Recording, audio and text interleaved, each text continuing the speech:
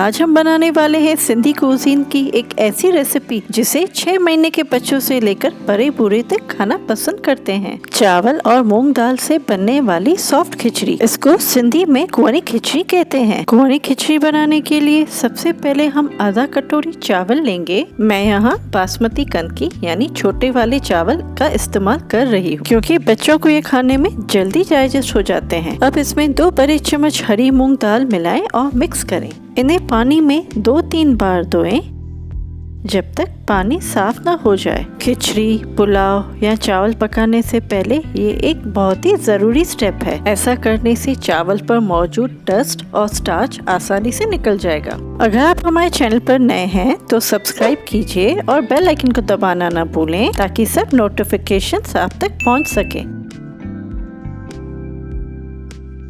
5 बार चावल को धोने के बाद ये अच्छी तरह साफ हो चुके हैं। अतिरिक्त पानी निकाल लें। अब बारी है इन्हें कुक करने की। वॉश किए हुए दाल चावल को कुकर में डालें। इसमें 2 से 3 कटोरी जितना पानी डालें। जितने हमने चावल लिए थे ना, उससे 3 गुना ज्यादा पानी डालना है क्योंकि हमें यहाँ पर नरम पोरिज की तरह खिचड़ी तैयार करनी है जिसे छोटे बच्चे आराम से खा लेंगे। खिचड़ी में पानी कम ज्यादा चावल की क्वालिटी के हिसाब से डालें।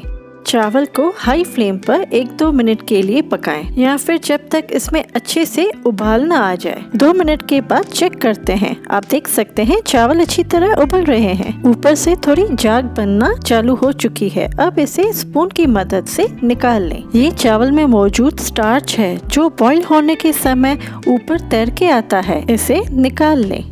कुंवारी खिचड़ी उन लोगों के लिए फायदेमंद लंच का विकल्प है जिनका स्टमक अपसेट रहता है या फिर जिनको हल्का खाना खाने की सलाह दी गई होती है।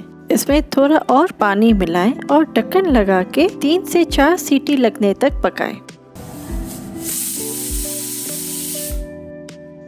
20 मिनट के बाद चेक करते हैं। आप देख सकते हैं खिचड़ी बिल्कुल सॉफ्ट हो चुकी है।